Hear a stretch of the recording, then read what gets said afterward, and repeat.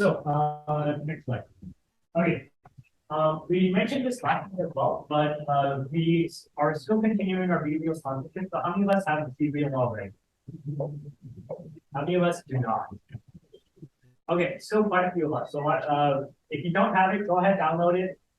Download the BeReal, add 5 friends. You can just get friends from people in this room, and then make sure you have the notifications on. You just need to post once. Everyone kind of know the concept of BeReal and how it works. So, okay, so BeReal is essentially like Snapstreaks, except that that's all it is really. You post one picture throughout the day, and you'll see a feed of other people's posts, and you can interact and socialize there. And then we're doing the sponsorship with them, so we'll get money if you download BeReal and get 5 friends. This QR code is going to open up a Google Sheet. So once you have created an account, just go ahead, add your name, add your BeReal username to this spreadsheet, and then I'll help ACM out, and we'll get funding. We'll be using this funding to help out with various projects that we're going to be hosting throughout the upcoming quarters and the upcoming years, as well as any socials, any general events, and any large-scale events that we wouldn't be able to host otherwise. Any questions on the BeReal sponsorship before we move on? All right, okay, so let's go ahead, let's move on to the BCOE Math Challenge next. How many of us are aware of what the BCOE Math Challenge is? Okay, cool, so quite a few of us. So the BCOE Math Challenge is a college-wide math challenge that's happening, and a lot of these organizations that you guys are probably a part of require some sort of funding, right? They're going to require funding to be able to host events like these for you guys to be able to learn, develop the technical skills, develop the professional skills, and be able to learn more about how you can prepare yourselves for industry or perhaps for whatever your future goals may be, right? And in order to kind of incentivize members to donate, we have the BCOE Match Challenge, in which if you donate any dollar amount above $25, BCOE will go ahead and double that value and give it to that said organization. For example, if you donate $25 to ACM, you yourself will have to donate $25. However, ACM will receive $50 in total. And of course, we'll be using that funding throughout. And if you guys are interested, feel free to check out the QR code, and this will take you to the general crowdfunding page. From there, you'll have to look for ACM, and then you can go ahead and donate.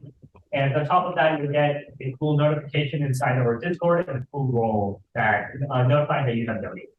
Any questions on the BCOE Math Challenge? Okay, cool. Let's go ahead and move on there. Okay, so what are a few key ideas that we're going to be talking about today with the interview process? So we're going to be talking about what the different types of interviews are. So mostly we're going to talk about the difference between a behavioral interview and a technical interview, and kind of what are the expected questions that you can expect in both types of scenarios, right? And also how you can approach these and solve them. And finally, we'll talk about some tips that you can kind of keep in mind to think about when you are solving these issues. All right, so let's go ahead and let's start off with an introduction as to what exactly interviews are. So how many of us have taken an interview, either a behavioral or a technical interview already with a live person? Okay, you us, cool. So a interview with a live person will usually be screening you not for your technical capabilities, but more so for your personality, right? Seeing if you are a proper match for the team, right? Because on top of your technical skills, it's also important that you are able to collaborate with other team members that you're going to be working with, being able to communicate your ideas, make sure that whoever is related to whatever task you are working on, making sure that everyone is on the same page. And if you are to run into any blockers or any roadblocks that perhaps may inhibit your ability to do your task, you are able to reach out to the right resources, or perhaps kind of have a workflow that you follow in order to actually overcome this obstacle. Yeah. And so with that being said, it's going to focus a lot more on the non-technical side of your skills, right? More commonly known as kind of like your soft skills, right? So for example, how you communicate with others, right? Are you very clear with the person you're talking to? Do you explain everything in detail, or perhaps do you give them a very short description, right? So for example, if you worked on, say, a new feature, I don't know, let's say you created a login feature, right? When you are communicating with another developer, do you talk about how you accomplish this task? Do you talk about what type of authentication services did you use? Or perhaps you just simply say, I did authentication. Here you go. Thank you. Goodbye. Right. So things like that. Right. And it's also they're also going to test out your leadership. Right. So were there past experiences in which you demonstrated perhaps, a group project in which you took a leadership role and kind of advised everyone else what to do and kind of spearheaded the entire project that you guys went on, right? And kind of going with leadership is also like collaboration and resourcefulness. So how well are you guys able to collaborate with others, right? So if you were to be put in a team environment, can we expect you to effectively work with other people in your team, making sure you're able to split up the work evenly, making sure that everyone is accountable for their work? And if someone does kind of fall behind, what are some measures that you would put in place to actually make sure that they are on track? And then finally, resourcefulness. So once again, if you run into a blocker, how are some ways that you can solve it? Do you reach out to maybe some senior developers on the team? Do you reach out to your managers? Do you check out documentation? Do you have certain files that you check out, or kind of what is your workflow in order to determine or kind of overcome any problems you have? Any questions so far? Okay, cool. And then one thing to keep in mind is usually they're not too concerned with your technical capabilities. So it is okay if you aren't perhaps able to provide the most efficient solution. I would focus more on being able to provide a solution that works and kind of walking them through your thought process, right? They don't really care if you're able to come up with an O of N solution versus like an O of N squared solution, right? More so they want to see how do you think, how do you tackle problems that you come across as you're coding, right? Because obviously the implementation does bring about its own problems. So they kind of want to see your thought process from taking an idea or perhaps a problem and seeing through it all the way to the finished product, right? And kind of going with that, and as I just touched upon, could be analyzing the techniques and methods that you can be using, right? So are there certain ways you think about certain problems, right? Are there certain data structures that you use and perhaps you justify why you use them? Or are you just kind of using them just for, because someone's told you to use them, right? So kind of understanding, do you actually know what you're doing and can you justify why you're doing it, right?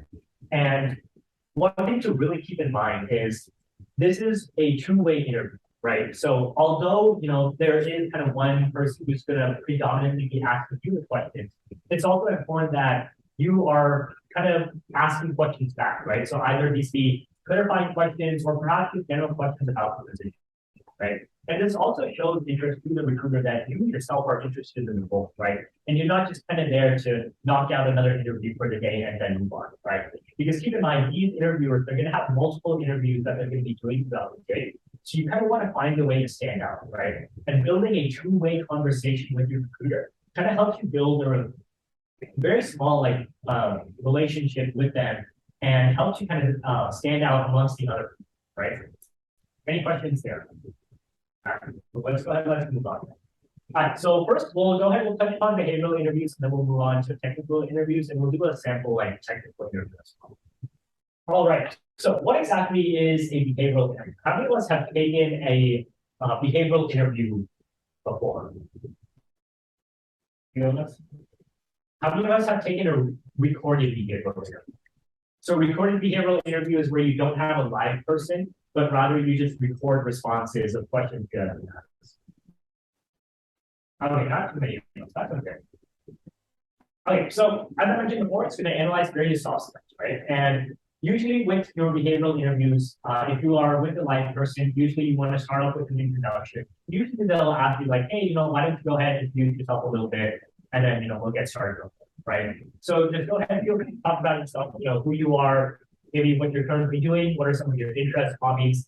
And this is a great place to kind of talk about who you are outside of CMS, right? So a lot of times, when your recruiter is looking at your resume, looking through your portfolios, a lot of the things there, they are going to be very computer science related, right? You're going to have computer science projects, technical experiences, maybe internships or full-time positions that you guys have been working. And a lot of times they won't kind of be able to see the person you are outside of the professional world, right? So they kind of want to see if we left you at home, what would you do, right? Do you play video games? Do you go outside? Things like that, right? So here, there's a great place to talk about your hobbies, what you like to do in your free time, and perhaps maybe you even have similar interests as the recruiter. So that, again, it gives you a great experience for a great opportunity to be able to bond over that and kind of once again stand out from all the other interviews, right? And a lot of times your interviewer is also going to be asking for you to expand on your prior experiences in projects, right? And more so asking maybe perhaps what are some things that you learned, or perhaps what are some things that you want to avoid next time, right? So maybe was there a certain tool or technology that you found perhaps wasn't the best for this use case that you would avoid using that certain scenario next time? Or perhaps was there a certain structure as to how your team was that you didn't find very efficient or something like that, right? And one thing to keep in mind is your recruiter or whoever your interviewer is, they have most likely already read the resume, right? So when you're talking about these bullet points, it's really important that you are able to bring something new to the table, right? Otherwise, they can look through your resume and they'll instantly know what exactly happened, right? However, keep in mind that usually your resume is only one page, right? So there's only so much information that you can put. So the interview, a behavioral interview is a great place to be able to expand on that and talk about things that you weren't able to include inside of your resume. And also a great place to kind of show that you yourself are learning and developing your CS skills as you go throughout your career, right? And kind of going along with that, also in challenges and roadblocks, right? So perhaps, did you have a particular challenge in your most recent experience or project that you had a really hard time solving? And if you did, were you able to solve it? And if so, how did you do it, right? So now, obviously, this probably isn't something that you talk about in your resume, right? Because in your resume, you don't really want to highlight the negative parts of your resume, right? You don't want to say like, oh man, in my last experience, I failed to do this task, right? However, here, they kind of see if you are going to meet some challenges, how would you face them, right? Because within industry, it's important to note that any task that you're given, you're not always going to know what to do, right? There will be challenges, there will be roadblocks, and sometimes you may be able to solve them, and sometimes you won't be able to solve them, right? So they kind of want to see your thought process as to how exactly you're going to handle them, and perhaps what are some solutions that you kind of have up your sleeve so that you can tackle them. And finally, one thing to keep in mind is, remember I said it's a two-way conversation, right? So kind of usually towards the end of the interview, they will ask you about if you have any questions about the position or about maybe the company as a whole, right? So this is a great place to ask questions to them. Perhaps you didn't understand something during the interview, right? Or perhaps you found something confusing that they previously asked you about, or perhaps about the company. Great place to ask. But keep in mind, always ask questions at the end, right? And these questions, they don't have to be, anything too technical, right? You don't have to be asking them like, hey, last Thursday, what work did you work on? What challenges did you face, right? It can be kind of general, like, for example, in my case, I kind of have like two questions that I always use. So the first question is like, why did you join X company, right? Why did you join Google? Why did you join Facebook? What kind of motivated you to stay at the company, right? Because keep in mind, these people who are working at these companies, they have definitely received offers for other companies as well, right? So there must have been something that kept them at that company. So one, it kind of lets you realize like what's so special about this company and perhaps maybe about the team as well, right? So maybe you're really attracted to the values that they have within the team or within that department, right? And also, once again, you get to create that two-way conversation with your interview. And the second question I always like to ask is, what can you expect a intern stage to look like, right? So obviously, this question may differ based off of your positions and depending on who you're asking, right? If you're asking just like a general recruiter, they may perhaps not know a technical intern's job, right? Because their job is simply to recruit rather than to work alongside you during the internship, right? However, if they are a technical interviewer, then you can definitely ask them like, if I were to get accepted to this role, what are some different things I can expect? Maybe what are some different opportunities? Because keep in mind, a lot of these companies also have student programs and opportunities that they host. So various workshops that they host for professional development or perhaps just technical skills that you can develop. And then you can also ask about, again, like the overall day, right? So, going from the morning all the way to the evening, what are some different tasks that perhaps the developer that you are going to be working on. What are maybe some different meetings that you have to attend? Maybe how much free time do you have, right? What are different things that you can do while you're at the office, right? So maybe is there, a really good local shop or like local restaurant that you can go to hang out and have lunch or something like that. But just something to kind of develop a two-way conversation, kind of make sure that, it's not a one-sided conversation when you are doing your interview. Yeah. I think questions on that should work. All right, cool, let's go ahead. Okay. So then you come on to how exactly do we answer these questions? I'll give you guys like a few particular sample questions in the next slide. But before we do that, how many of us have heard of the STAR method? Okay, very few of us. Okay, so the STAR method is a 4-step process that you guys want to be using when you guys are answering these questions. And the reason is it helps set up everything and it gives enough background about what exactly you were told to do. And then it helps the recruiter understand like, okay, I know the background of this story that the person is talking about. So now I can, as a recruiter, I'm kind of in their shoes and understand perhaps why this issue came up or perhaps why they're talking about this story in the first place, right? So let's go ahead and let's break down each, I guess, letter of the STAR method, right? So first off is the situation. So just like a quick background on maybe the project or experience that you're talking about, right? So maybe, I don't know, you worked on a project with your CS100 group mates, right? So you can talk about like, I was working on a group project with 3 other developers for a software construction class, and and then you can talk about the project itself, right? So what were you building? Maybe you were building a task list, right? So you can talk about like, and we were told to make we decided to make a task controller using C++, right? Or like a text-based task, right? And then you want to talk about what your task was, right? So what did you do inside of the project, right?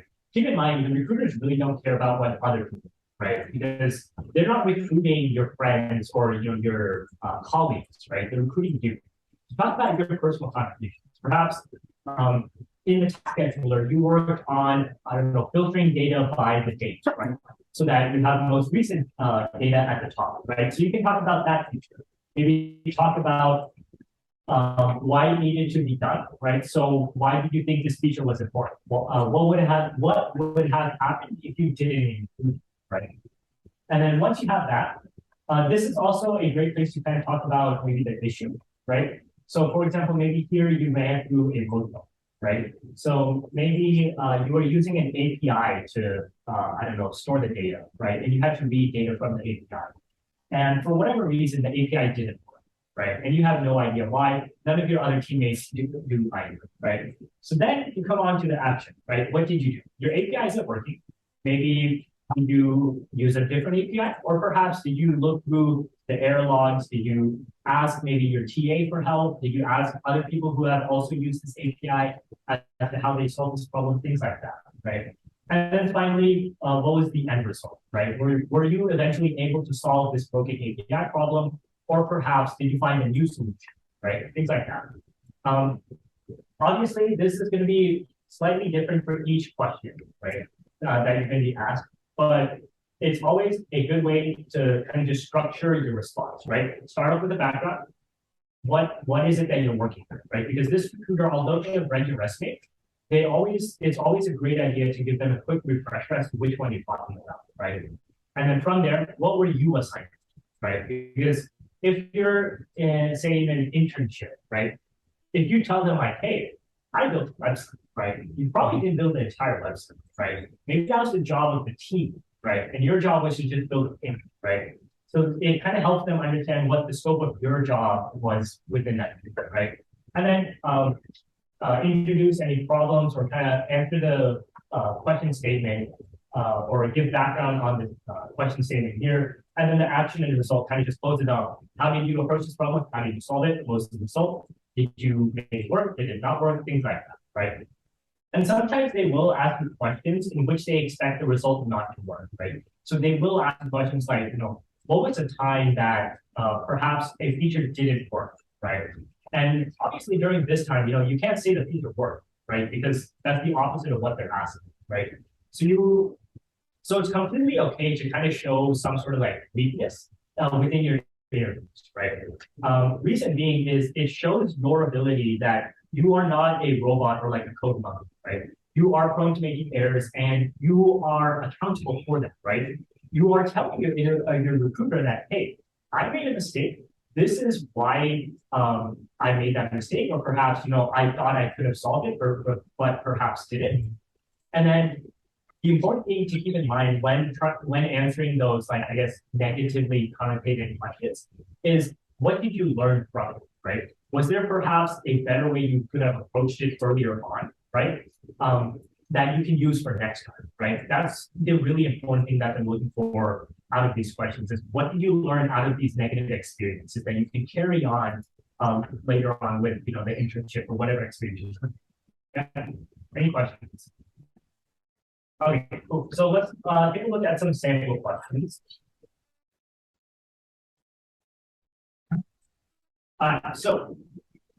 Usually they'll start off by asking you like, hey, tell me a little bit about yourself. So this is where you get to introduce yourself, talk about a few of your hobbies, what you like to do in your free time, blah, blah, blah, things like that. Fun stuff there.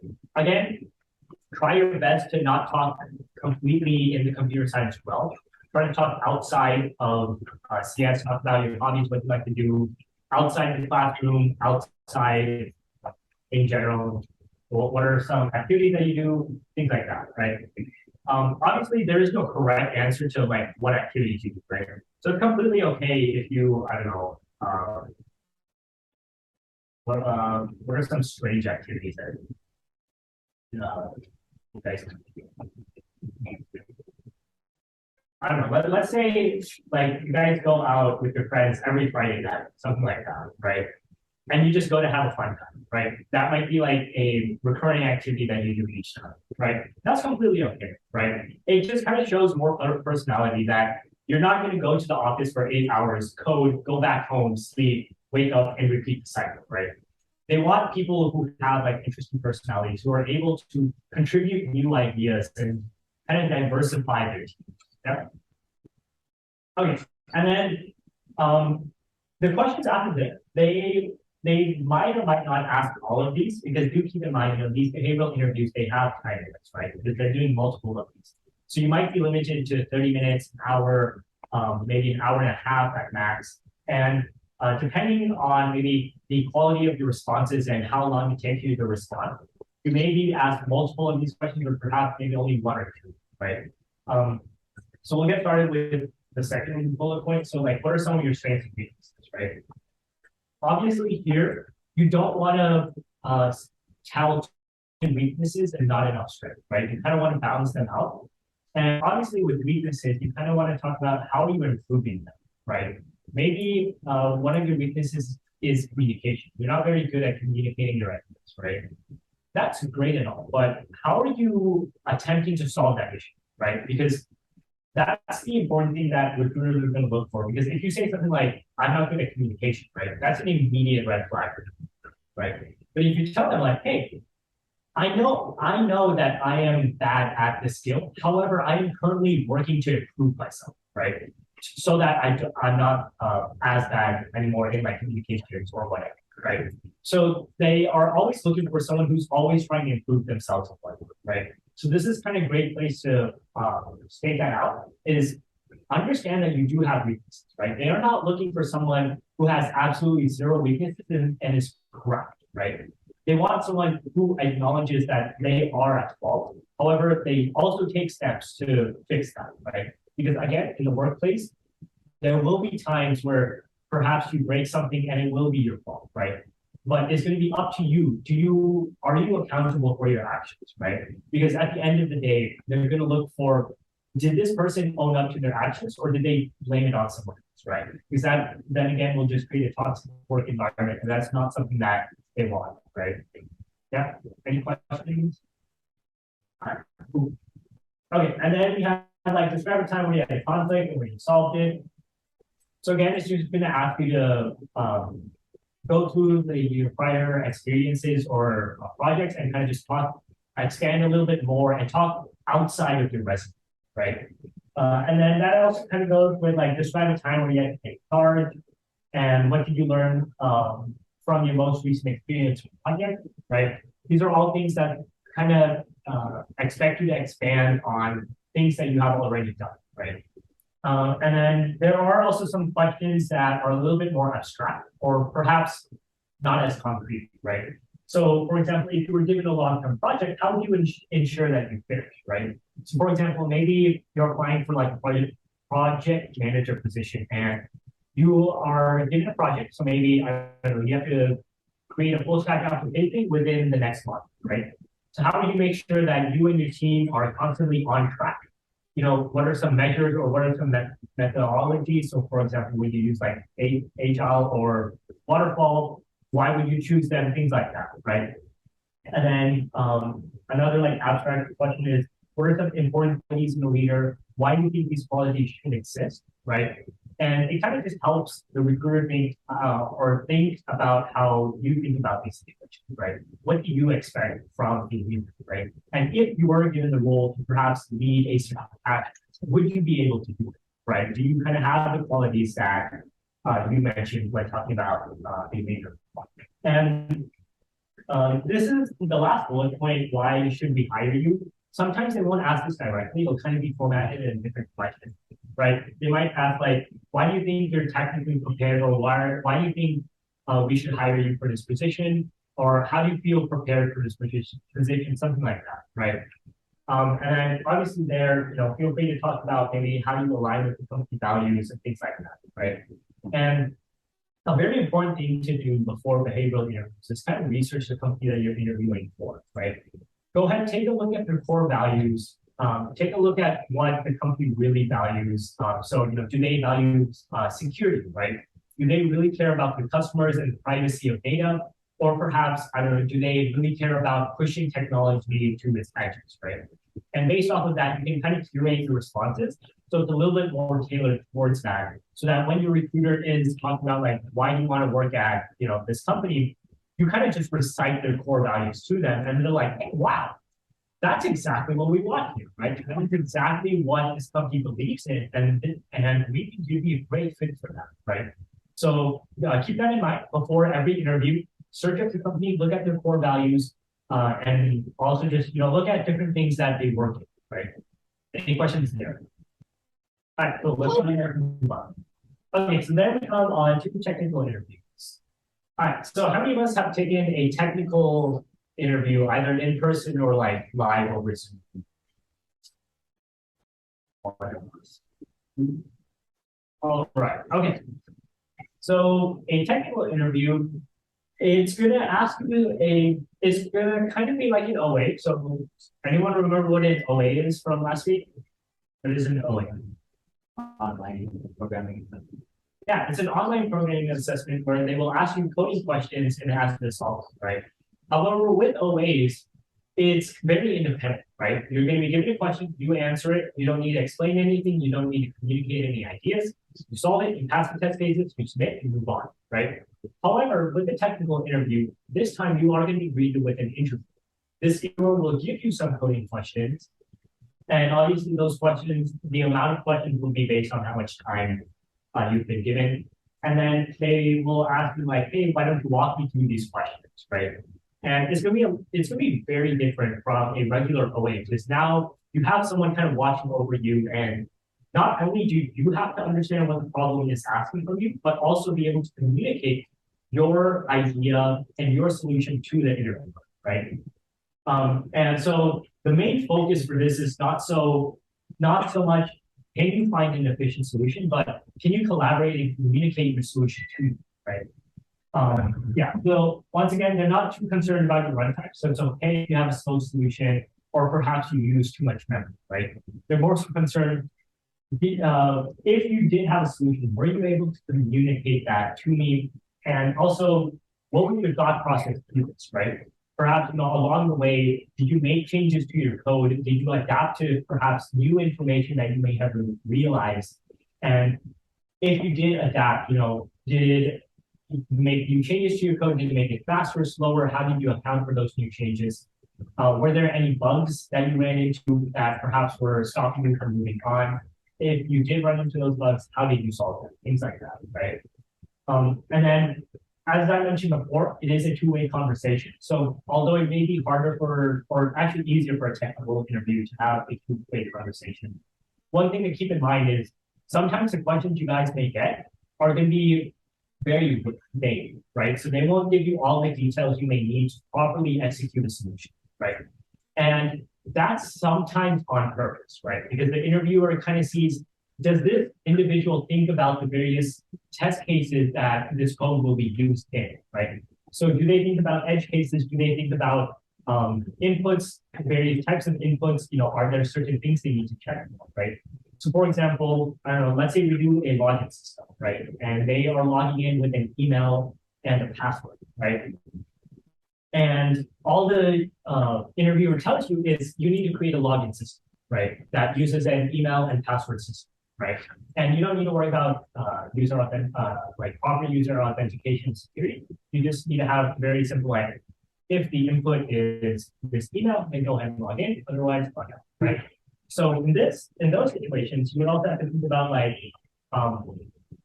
do you have a valid input, right? So what are different types of input that you can expect? Will the user always put in, a proper email or like a properly formatted email?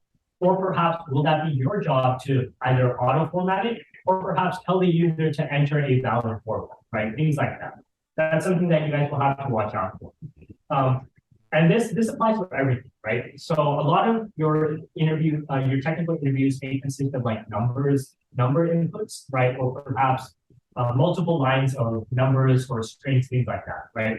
So you can ask like, will I always be given numbers or will I always be given strings? Is there any way for the input to be invalid in the situation that I will need to code? Is there any sort of checking that I need to do to make sure it is valid input, right? Any constraints, things like that, right?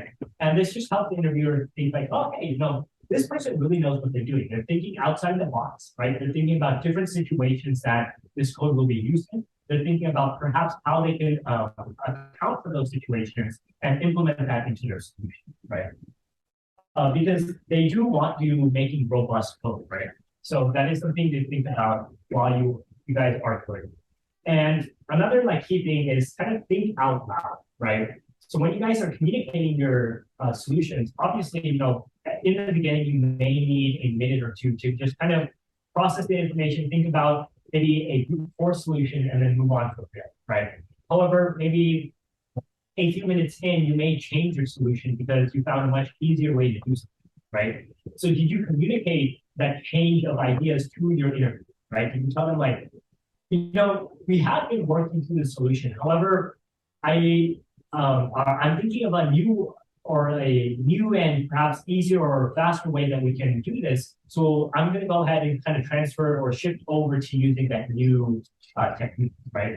And the key thing here is you kind of want to keep you and the interviewer on the same page, right? You want to essentially have the interviewer also be able to code out the solution alongside of you, right?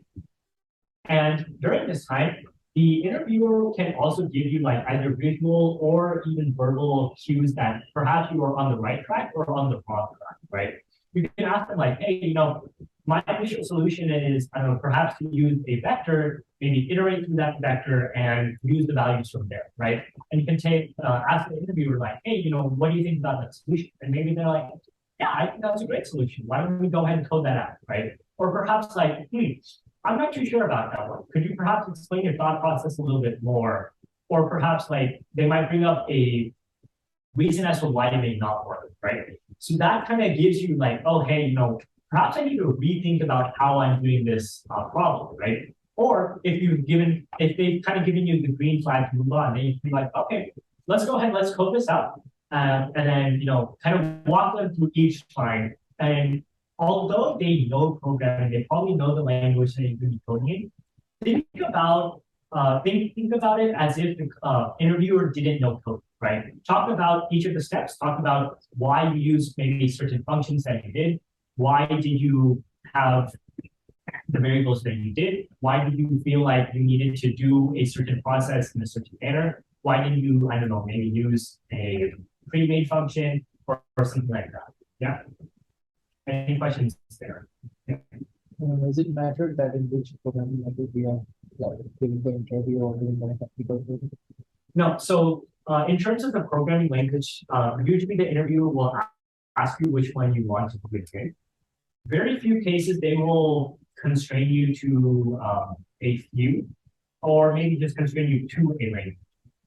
But kind of the main three that you guys should probably be doing the interviews in is either Python, Java, or C++, right? In terms of kind of which one's the best for you to choose, that's kind of going to be up to you. You need to think about which language are you comfortable coding in, right? So do you know your data structures and algorithms in each language? Do you kind of know the syntax as to how you can access various elements, things like that, right? One thing to keep in mind is with Java and C++, there is going to be a lot of syntax issues, right? So you are going to have to write tons of unnecessary semicolons, curly braces, things like that, that may slow you down and perhaps mess you, or may divert your mind from thinking about the solution and more so thinking about this actual syntax, right? And also your interviewer will see it if you're missing a few things. Usually they won't kind of dock you for it, but it does kind of have like an attention to detail there, right? That's why I kind of recommend Python for it, just because you focus more on the solution rather than the actual implement or the actual syntax of it. Does that kind of answer your question? Any other questions? Yeah. I have a question. What for value you explaining how you do the process of the question or finishing the question? Okay. Did everyone hear the question? Okay, so the question was, what's more important, walking them through the solution or actually getting to a solution, right? So actually finishing it out. I would probably recommend walking them through the solution rather than actually finishing. Because what can happen is if you aim to finish the solution, you're going to rush the interviewer sometimes, right? So that kind of depends how much time you have, right? You don't want to rush the interviewer because then they might miss out on details, and you might also miss out on details, right? Rather, it's better that you have them on the same page, and it's okay if you don't finish the solution, right? But as long as you're able to kind of get most of the way there, they will most likely, you kind of want to leave them at a stage where they could perhaps finish the interview for you. Does that kind of make sense? Yeah. Any other questions? No. Okay. Let's go ahead. Let's move on. Okay. So we'll go ahead and do a sample technical interview. It's going to be a very simple question. So it's just going to be like finding prime numbers, and then me and Kobe are going to do it. Kobe will be the interviewer, and then I'll be the interviewee. So he'll be kind of presenting me with the problem, and then I'll kind of like walk you guys through other parts. And is everyone taking like at least CS10A? Okay, cool. So hopefully, technically, either like the syntax or the how we approach the solution isn't very complicated. So more so, we're going to be focusing on how to communicate the solution to an interviewer. Okay. Oh, this is very small.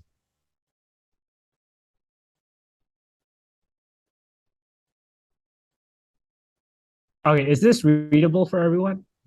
Or do we want it bigger? Okay. Oh.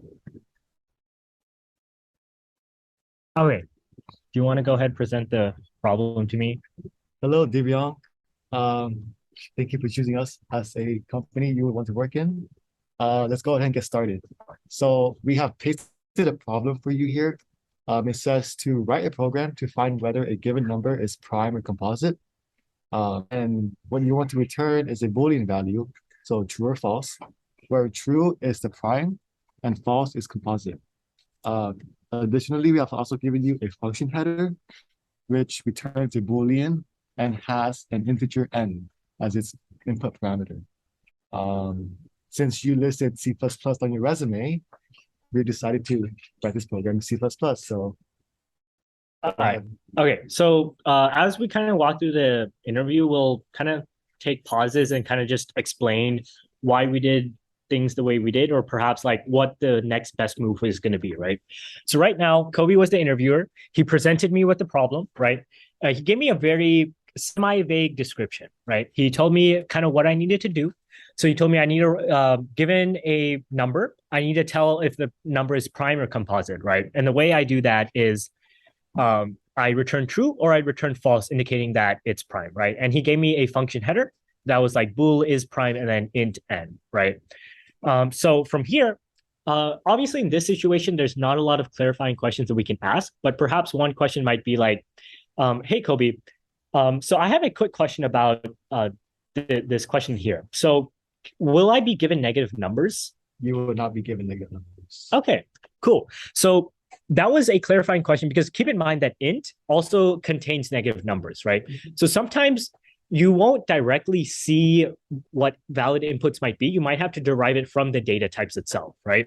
And I was a little bit confused as to if negative numbers were going to be given to me. However, now I know that it's only going to be positive numbers, right? So I can kind of add that to my list and say like, input will only be positive numbers.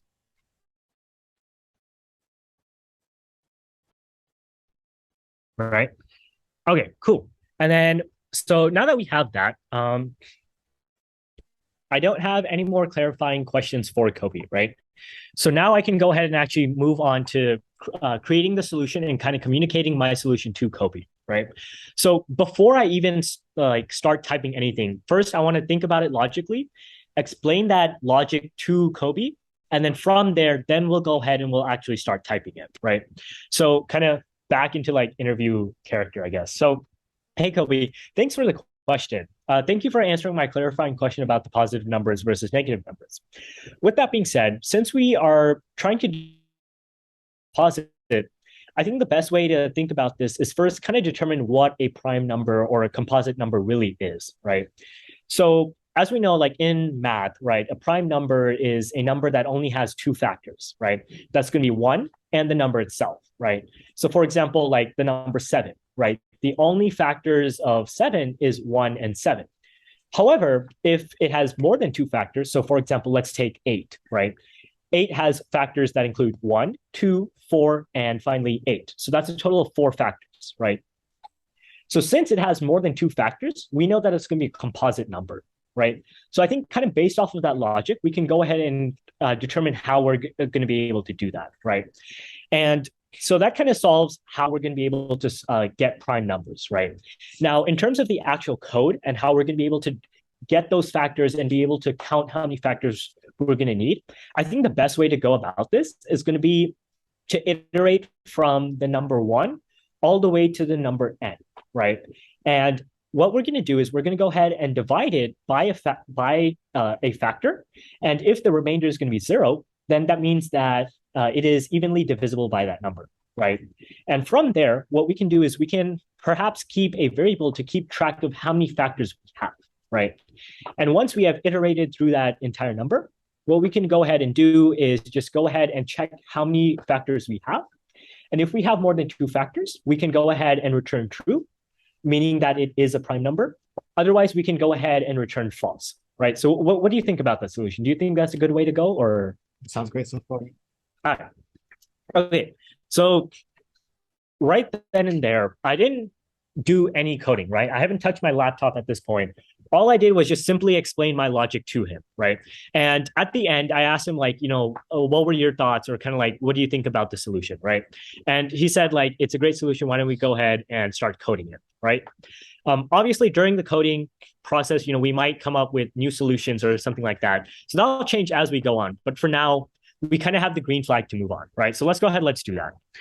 Okay, so I see that you have some starter code here for me, right? So I noticed that, we have the standard IOStream library imported for us, and that we're going to be using the namespace std. And this is just for like debugging purposes, I suppose, because I noticed that in your int main function that there are some test cases that I assume we need to pass. Yeah. Right. Okay, perfect. And I see that we have the function header already done here, and all we need to do is just define that function body, right? Yes. Okay, cool. So let's go ahead and let's get started then.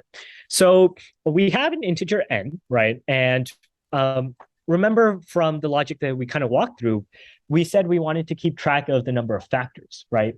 So I think the best way to keep track of the number of factors would just be able to create a simple integer variable called like factors, and we can go ahead and set that equal to 0, right? And then from there, what we need to go ahead and do is start iterating from 0 all the way to n so that we can determine if we have a factor or not, right? So the way we're going to do that is I'm going to go ahead and set up a for loop, and I'm going to go ahead and give the for loop 3 parameters. I'm going to go ahead and give it the initialization, the condition, and the incrementation. So first off, I want my factors, or the factors that I'm going to be checking for, to start from 0, or sorry, from 1. I don't want them to start from 0, although usually we would, but keep in mind that, when we're checking for factors, we don't include 0, right? When I give you the factors of, say, like 7, notice how I didn't say 0, 1, 7. I gave you 1 and 7, right? Quick side note, notice how I made an error, right? I said 0 and then changed it to 1, right? And I did change it back, but I also explained why I made that change, right? So Kobe might have already knew why we needed to do that. However, I need to still communicate why that change needs to be made, right? So, and it's completely okay to make that error, right? Okay, so now that we start at 1, now what we need to go ahead and do is make sure that we don't go greater than n, right? Or however, we still want to include n within our response. So what I'm going to go ahead and do is say I is less than or equal to n, right? So this is going to include all the values from 1 all the way to n, and it's going to be inclusive of n, right? And then after that, I want to go through each number, right? I don't want to be skipping any numbers here. So I'm just going to go ahead and do plus plus I. Okay, so now that we're here, now we are inside our function body, right? So here, what I need to do is I somehow need to check if I is a valid factor of n, right? And the way I can do that is using the modulo operator. So what I can do is write a quick if statement that will say if n mod I is equal to 0. So what this will do is this will go ahead, take n, and divide it by the I number, and I is going to be the various factors that we're going to be checking for, right? And if we notice that the remainder is 0, that means it is a factor of that number, right? It means it divides evenly with that number. So this means it is a valid factor. So here, what I can go ahead and do is I can go ahead and increment factors, because now that we have checked for a valid factor, I'm going to go ahead and increase my factors count. Now that I have that done, if it is not a valid factor, we don't need to do anything. We'll just move on to the next factor and we'll go on from there, right? So with that being said, I think that's all we really need to do for our for loop, right? Now we need to determine if we want to return true or false, right? So at this point, factors is going to have some hopefully non-zero number, right?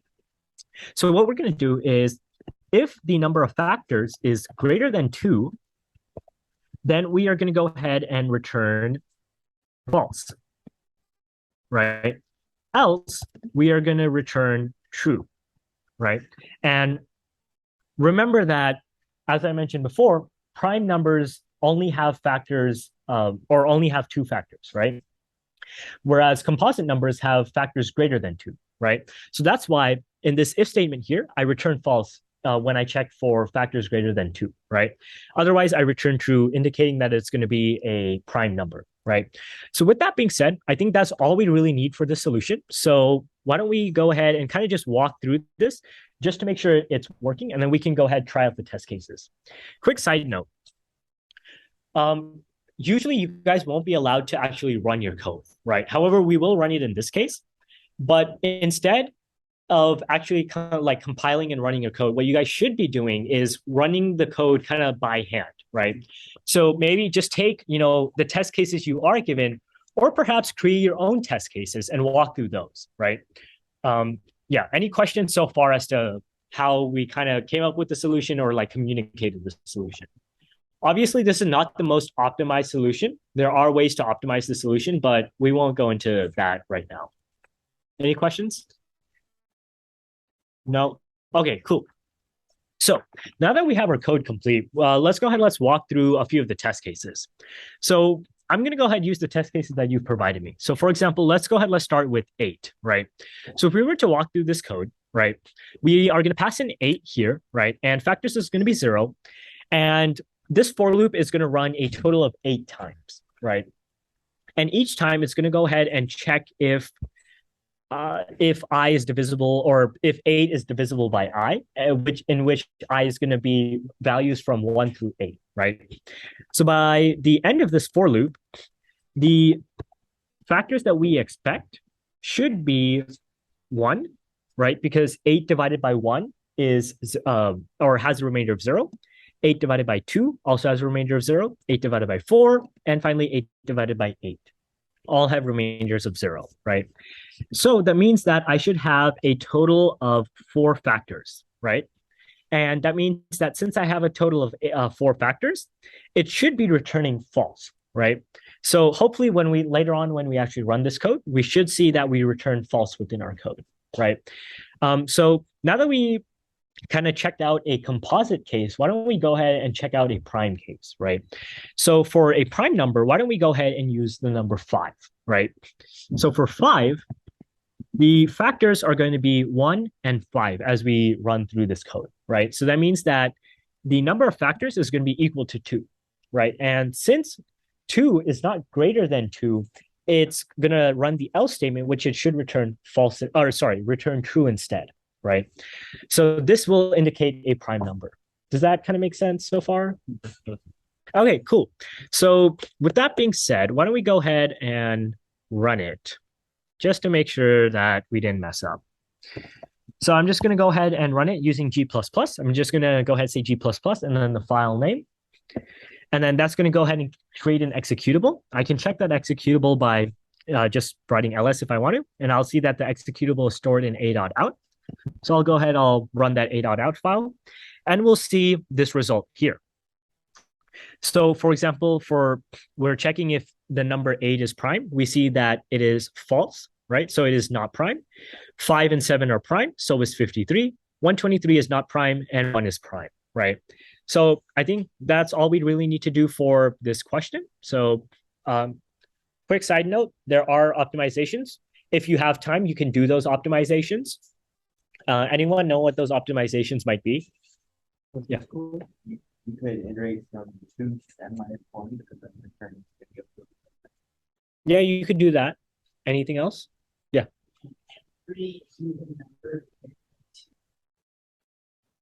No, Yeah. I'm sorry, it is not one. Yes. That is another thing you can also account for. So only checking odd numbers, basically. Right. So that would change this plus I. What's another optimization that you guys can do? Like root over, I think. We have to only fill half only. There's one more optimized solution. Yeah. Were you going to say something? Yeah.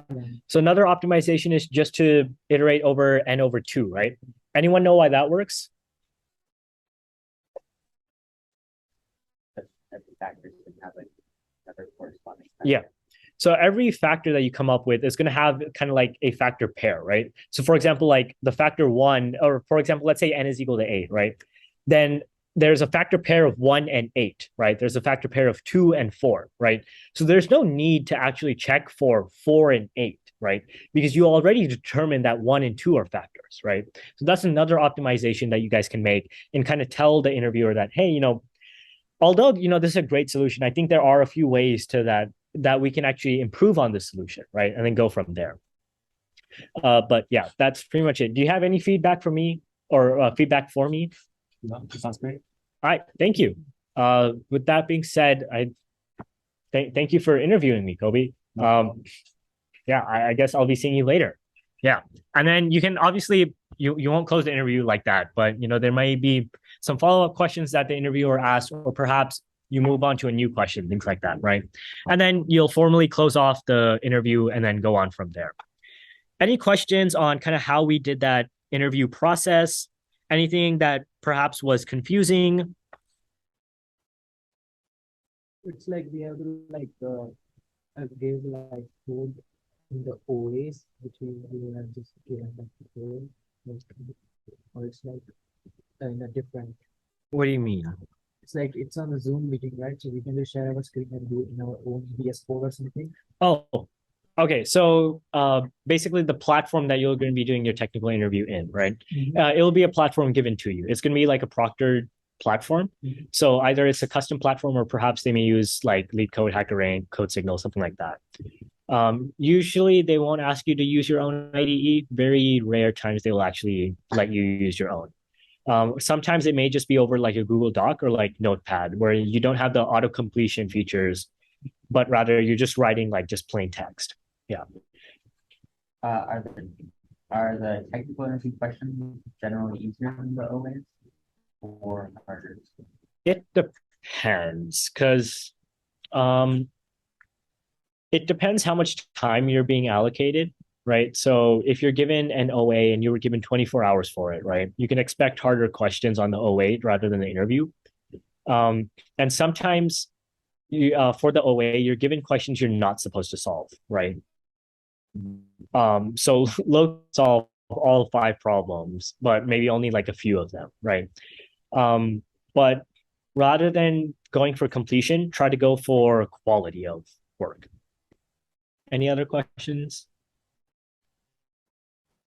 No? Okay. So just some like quick tips as to how you could perhaps prepare for these interviews. Attend. So we are going to be having a mock interview session on November 10th at 4 p.m. in this room. Basically, we'll have a bunch of people who will be hosting or like interviewing you guys, and you guys will be able to essentially practice behavioral or technical or combination of both. So we'll be asking you guys questions. You guys will be answering them, and you guys will be getting feedback on those questions and perhaps how you could improve or something that you did really well with. Another great way to kind of, maybe if you want to start earlier, is practice with a friend, right? So, you know, kind of like what me and Kobe did is one of you guys be the interviewer, the other be the interviewee, right? Have one person ask the questions and the other answer, and then you guys can switch, right? And it's always good to also prepare some sample responses. A lot of these questions you guys can expect that they will show up again and again, right? So think about what are some common responses that you guys can come up with, right? And then also just going with sample responses is what are some key events and experiences that you guys can kind of link to, right? So for example, for challenges, you know, kind of have like a go-to event or experience that you can talk about, right? And in terms of technical questions, best place to prepare would just be like LeetCode, NeetCode, HackerRank, CodeSignal, things like that. And then you can also attend the various like interview prep workshops. So we host, or like CCC and UTA host workshops every, I think, Monday, Wednesday at like 6:30 p.m. So you guys can attend those where they go over the more technical side of the interviews and actually how to solve those problems rather than like, yeah.